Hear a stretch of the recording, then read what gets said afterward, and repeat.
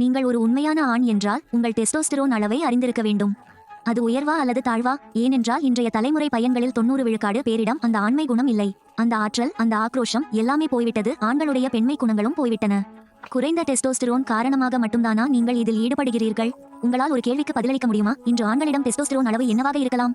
இந்த வரைபடத்தை கவனமாக பாருங்கள். சில ஆண்டுகளுக்கு முன்பு மக்களின் சராசரி டெஸ்டோஸ்டெரோன் அளவு 900க்கும் அதிகமாக இருந்தது. ஆனால் அது இன்றைய தலைமுறையின் சராசரி 300க்கும் குறைவான சம்பவங்கள்.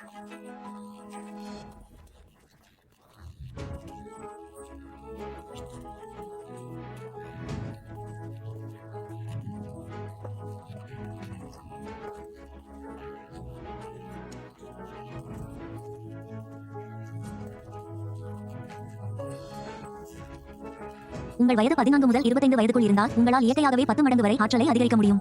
தீர்வு 5வது எண்ணுக்கும் இதற்கும் இடையில் இருந்தால் அதை பற்றி நினைப்பதன் மூலமே உங்கள் டெஸ்டோஸ்டெரோனை அதிகரித்துக் கொள்ளுங்கள். அதை அதிகரிக்க முடிந்தால் தவறவிடாதீர்கள், ஆனால் அதற்கு முன் சோதித்து பாருங்கள். உங்கள் டெஸ்டோஸ்டெரோன் அளவு குறைவாக உள்ளதா அல்லது அதிகமாக உள்ளதா? முதல் காலை விரைப்பு. காலையில் எழுந்தவுடன் உங்களுக்கு விரைப்புத்தன்மை ஏற்பட்டால், அப்படியென்றால் இதுவே அதிக டெஸ்டோஸ்டெரோனின் மிகப்பெரிய அறிகுறியாகும். ஆனால் உங்களுக்கு வாரத்திற்கு 1 அல்லது 2 முறை மட்டுமே காலை விரைப்பு ஏற்பட்டால், இவ்வாறு நடந்தால் உங்கள் டெஸ்டோஸ்டெரோன் அளவு குறைவாக இருப்பதற்கான தெளிவான அறிகுறியாகும். இப்போது எளிய அறிகுறிகளை புரிந்து கொள்ளுங்கள். நமது அந்தரங்க உறுப்புகளில் ஏராளமான இரத்த நாளங்கள் உள்ளன. துவாரங்களில் ஊசி போடுவது எனக்கு சரியான ரத்த ஓட்டத்தை ஏற்படுத்துகிறது. அது இருந்தால் விரைப்புத்தன்மை இருக்கிறது. மேலும் சுவாரஸ்யமான விஷயம் என்னவென்றால், டெஸ்டோஸ்டெரோன் இயற்கையாகவே காலையில் உச்சத்தில் இருக்கும்.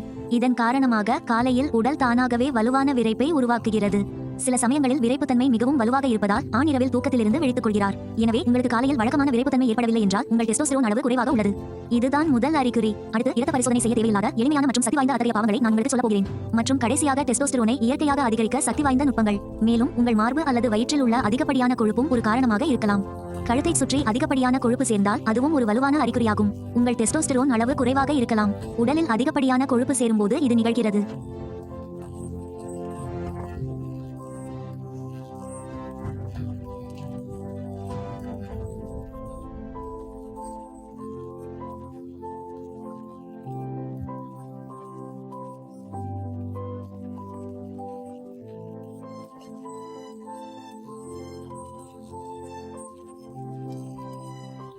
டெஸ்டோஸ்டெரோன் அளவு அதிகமாக இருக்கும் போது அவை உடலின் அட்ரினலின் ஏற்பிகளை செயல்படுத்துகின்றன.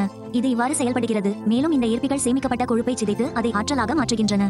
எனவே டெஸ்டோஸ்டெரோன் ஆரோக்கியமான அளவில் உள்ளவர்கள் அவரது உடல் இயற்கையாகவே ஒல்லியாகவும் இறுக்கமாகவும் தடகள வீரரை போலவும் தோற்றமளிக்கிறது. மூன்றாவதாக சுய இன்பம். நீங்கள் உங்கள் மொபைலை ஸ்க்ரோல் செய்து கொண்டே இருக்கிறீர்கள். திடீரென்று ஒரு பெண்ணின் புகைப்படம் அல்லது காணொலி உங்கள் முன் தோன்றுகிறது. அது வரும்போது உனக்குள் ஒரு ஏக்கம் விழித்தெழுகிறது. இன்று செய்துவிடலாம் என்று நினைக்கிறாய். நாளை முதல் அது ஒரு நிரந்தர கடமையாகி விடுகிறது. பிறகு நீ நேரத்தையோ இடத்தையோ பார்ப்பதில்லை. நீங்கள் தொடங்குகிறீர்கள், அதன் பிறகு வருத்தப்படுகிறீர்கள். நான் என்ன செய்துவிட்டேன்? நீயோ உன்னையே தாழ்வாக எண்ணுகிறாய். நீங்கள் கீழே செல்கிறீர்கள். இது வெறும் ஒரு நாள் கதை மட்டுமல்ல. நீங்கள் இதை ஒவ்வொரு நாளும் மீண்டும் மீண்டும் செய்கிறீர்கள். இந்த பழக்கமும் டெஸ்டோஸ்டெரோன் குறைபாட்டின் அறிகுறியாகும். 4வது, தொடர்ந்து குறைந்த ஆற்றல். டெஸ்டோஸ்டெரோன் அல்லது ஆற்றலுக்கு நேரடி தொடர்பு உள்ளது. நீங்கள் வழக்கமாக 8 மணி நேரம் தூங்கி சரியான உணவையும் உட்கொண்டால், இருந்தபோதிலும் நாள் முழுவதும் நீங்கள் சோர்வாகவும் ஆற்றல் குறைவாகவும் உணர்கிறீர்கள். ஆகவே சகோதரி, இது உங்கள் டெஸ்டோஸ்டெரோன் அளவு குறைவாக இருப்பதற்கான அறிகுறியாகும். இந்த நிலை நாள்பட்ட சோர்வு என்று அழைக்கப்படுகிறது. கடுமையான உடல் உழைப்பு எதுவும் இல்லாமலேயே சோர்வடைவது. உடற்பயிற்சி கூடத்தில் உள்ளவர்கள் டெஸ்டோஸ்டெரோனை அதிகரிக்க எவ்வளவு கடினமாக முயற்சி செய்கிறார்கள் என்பதை நீங்கள் கவனித்திருப்பீர்கள். தசைகளை வளர்ப்பதற்கு மட்டுமல்ல, அவர்களின் முக்கிய காரணம் அதிக ஆற்றல் நிலை. ஏனென்றால் டெஸ்டோஸ்டெரோன் அதிகமாக இருக்கும் போது உடல் இயல்பாகவே அதிக ஆற்றலுடன் இருக்கும். சுறுசுறுப்பாகவும் சக்தி வாய்ந்தவராகவும் உணர்கிறார். ஆற்றல் இல்லாமல் வாழ்க்கையில் எதையும் சாதிப்பது கடினம். எனவே உங்கள் உடல் எப்போதும் சோர்வாக இருப்பதாக நீங்கள் உணர்ந்தால், அப்படியென்றால் உங்கள் டெஸ்டோஸ்டெரோன் அளவு குறைந்திருக்கலாம். 5வது, நினைவாற்றல் இழப்பு மற்றும் சிந்தனை தெளிவின்மை. டெஸ்டோஸ்டெரோன் குறைவாக உள்ளவர்கள் அவர்களுக்கு நினைவாற்றல் பிரச்சனைகள் மற்றும் மறதி நோய் ஏற்படுவதற்கான அதிக ஆபத்து உள்ளது. டெஸ்டோஸ்டெரோன் ஆரோக்கியமான அளவில் உள்ளவர்களுடன் ஒப்பிடும்போது இப்போது உங்களுக்கு கவனம் செலுத்துவதில் சிரமம் இருந்தால், அல்லது நீங்கள் ஒவ்வொரு சின்ன விஷயத்தையும் ஒருவருடைய பெயரை சொல்லி கூப்பிட தொடங்கிவிடுவீர்கள், உங்களால் எந்தவொரு முக்கியமான அல்லது அடிப்படை அன்றாட பணிகளையும் செய்ய முடியாவிட்டால் அது டெஸ்டோஸ்டெரோன் குறைபாட்டின் எச்சரிக்கை அறிகுறியாகும். இந்த நிலையை எளிய மொழியில் மூளை வடிவம் என்று அழைப்பது மனத்தெளிவை குறிக்கிறது. அது நடக்கவில்லை என்றால் கவனம் சிதறி முடிவெடுக்க நேரம் எடுக்கும். ஆரோக்கியமான டெஸ்டோஸ்டெரோன் கொண்டவர்கள் கூர்மையான, ஒருமுகப்படுத்தப்பட்ட மற்றும் சுறுசுறுப்பான மனதை கொண்டிருப்பார்கள். அவர்களுக்கு வலுவான நினைவாற்றல் இருப்பதால் அவர்களால் விஷயங்களை விரைவாக நினைவில் கொண்டு செயலாக்க முடிகிறது. உங்களால் சரியாக தூங்க முடியாவிட்டாலோ அல்லது இரவில் தூக்கம் வராமல் இருந்தாலோ நீங்கள் அடிக்கடி எழுந்தால் அதுவும் டெஸ்டோஸ்டெரோன் குறைபாட்டின் அறிகுறியாகும். இந்த நிலை தூக்கமின்மையின் அறிகுறியாகும். இப்போது இங்கே ஒரு சுவாரஸ்யமான விஷயம் உள்ளது.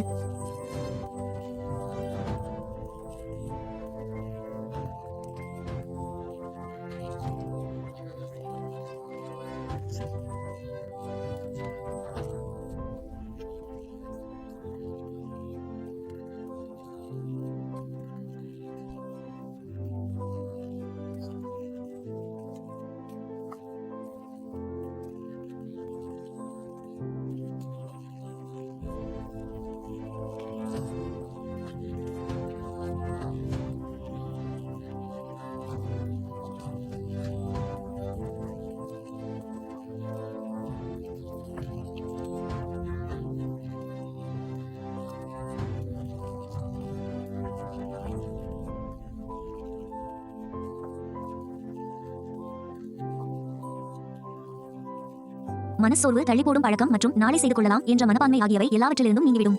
ஆகவே உங்களுக்குள் இந்த மாற்றத்தை நீங்கள் கவனித்தால், அப்படி நடந்தால் உங்கள் டெஸ்டோஸ்டெரோன் அளவு குறைவாக உள்ளது என்பதை புரிந்து கொள்ளுங்கள். குறைந்த ஆக்ரோஷம் மற்றும் லட்சியம். அதிக டெஸ்டோஸ்டெரோன் கொண்ட ஒரு ஆண் இயல்பாகவே சற்று ஆக்ரோஷமாக இருப்பார், மேலும் இது வாழ்க்கையில் தடைகளை தகர்த்து வெற்றி பெற உதவும் குணங்கள். ஆம், இன்றைய நவீன உலகம் ஆக்கிரமிப்பு ஒரு தீய செயல் என்று நமக்கு கற்பிக்கிறது. ஆனால் கட்டுப்படுத்தப்பட்ட ஆக்ரோஷமே ஒரு மனிதனின் மிகவும் சக்தி வாய்ந்த குணமாகும். வேலையை விரைவாக முடிக்க உங்களை தூண்டும் ஆற்றல் இருக்கிறது. உங்களுக்கு பிரச்சனைகள் உள்ளன, அது நமக்கு போராடுவதற்கான தைரியத்தை தந்து வாழ்க்கையில் எவ்வித தடையுமின்றி முன்னேறி செல்ல நம்மை தூண்டுகிறது. இந்த ஆக்ரோஷம் கொண்ட நபர் ஒவ்வொரு பிரச்சனையிலிருந்தும் ஓடி ஒளிவார், மேலும் இடர்களை எதிர்கொள்ள அஞ்சுவார். மேலும் நீங்கள் கவனித்தால் அவன் வாழ்க்கையில் ஒரு சராசரி மனிதனாகவே இருக்கிறான். உங்கள் லட்சியம் குறைந்துவிட்டது, நீங்கள் எல்லாவற்றிலும் குறைந்த முயற்சியையே மேற்கொள்கிறீர்கள். ஆம், எனில் உங்கள் டெஸ்டோஸ்டெரோன் அளவு குறைவாக இருப்பதற்கு இது ஒரு தெளிவான அறிகுறியாகும். இப்போது கருத்துக்களில் எனக்கு தெரிவியுங்கள், இவற்றில் எது உங்களுக்கு பொருந்துகிறது? சரி, இப்போது உங்கள் டெஸ்டோஸ்டெரோன் அளவு அதிகமாக உள்ளதா அல்லது குறைவாக உள்ளதா என்பது பற்றி உங்களுக்கு தெளிவான புரிதல் ஏற்பட்டிருக்கும். அது குறைவாக இருந்தால் கவலைப்படாதீர்கள். இப்போது நான் உங்களுக்கு அப்படிப்பட்ட 5 சக்தி வாய்ந்த நுட்பங்களை சொல்லப் போகிறேன். இது உங்கள் டெஸ்டோஸ்டெரோனை இயற்கையாகவே அதிகரிக்க உதவும். ஆனால் பிரச்சனை என்னவென்றால், இன்றைய நவீன உலகில் குறைந்த டெஸ்டோஸ்டெரோன் அளவு இயல்பான ஒன்றாகிவிட்டது. மக்கள் குறைந்த ஆற்றலையோ அல்லது சோம்பலையோ ஏற்றுக்கொண்டுள்ளனர். லேக்கின் ஆப் நஹி, ஃபர்ஸ்ட் ஃபோர்ஸ் யோர் டெஸ்டோஸ்டெரோன். உங்கள் டெஸ்டோஸ்டெரோனை நீங்கள் மறைமுகமாக தூண்டலாம். உங்கள் மனநிலையின் மூலம் இதை கேட்பது சற்று விசித்திரமாக தோன்றலாம், ஆனால் ஒரு எளிய உதாரணத்தை புரிந்து கொள்ளுங்கள். நீங்கள் எப்போதாவது கவனித்திருக்கிறீர்களா?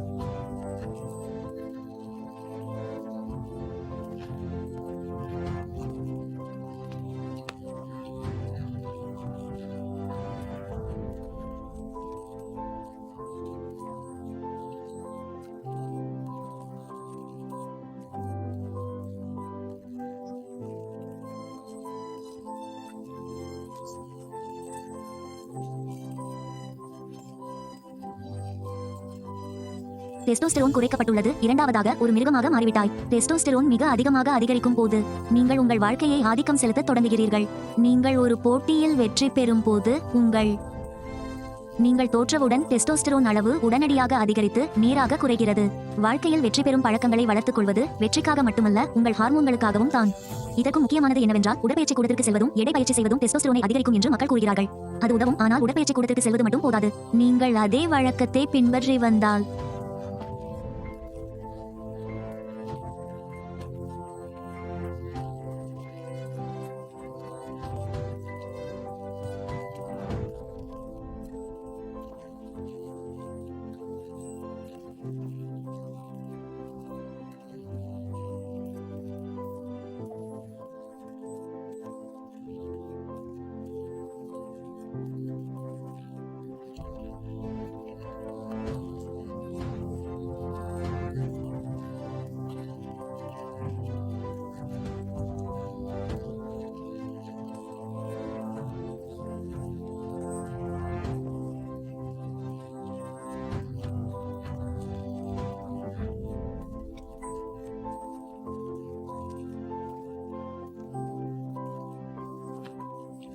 ஆழ்ந்த உறக்கம் என்பது உங்கள் உடல் போர்த்தியிருக்கும் நேரம். ஹார்மோன்களை சமநிலைப்படுத்தி டெஸ்டோஸ்டெரோனை உச்சநிலைக்கு கொண்டு வருகிறது.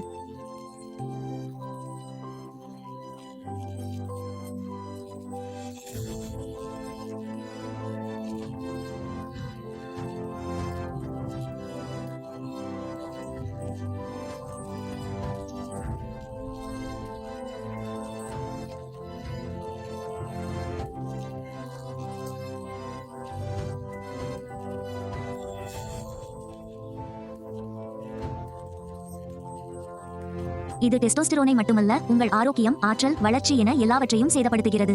டு அகர் தும் சீரியஸ்லி அப்னா டெஸ்டோஸ்டெரோன். உடல் அமைப்பையும் ஒட்டுமொத்த வளர்ச்சியையும் மேம்படுத்த விரும்புகிறேன். அப்படியென்றால் நீங்கள் உங்கள் ஊட்டச்சத்தில் கவனம் செலுத்த வேண்டியிருக்கும். டெஸ்டோஸ்டெரோன் மற்றும் தசைகளை உருவாக்க விரும்பினால் இதுவே சிறந்த புரதம். நீங்கள் இதை செய்ய விரும்பினால் உங்கள் உணவில் முட்டைகள் போன்ற போதுமான புரதச்சத்து இருக்க வேண்டும். சிக்கன், பனீர், துஸ்ரா ஆரோக்கியமான கொழுப்புகள். இவை ஹார்மோன்களுக்கு நேரடியாக ஆதரவளிக்கும் ஊட்டச்சத்துக்கள் ஆகும். சரியான கொழுப்புகள் டெஸ்டோஸ்டெரோனை அதிகரிக்கின்றன. கொட்டைகள் மூளையின் செயல்பாட்டை மேம்படுத்துவதோடு உடல் கொழுப்பை குறைக்கவும் உதவுகின்றன. மூன்றாவதாக, துத்தநாகம். இதை நீங்கள் டெஸ்டோஸ்டெரோன் எரிபொருள் என்று அழைக்கலாம். உடலில் துத்தநாகத்தின் அளவு குறைவாக இருந்தால் டெஸ்டோஸ்டெரோனும் சரியாக உற்பத்தி ஆகாது. பூசணி விதைகள், முட்டைகள். உங்கள் உணவு முறை சரியாக இல்லை என்றால் எந்த உடற்பயிற்சியும் எந்த வழக்கமான பயிற்சியும் உங்களுக்கு உதவாது.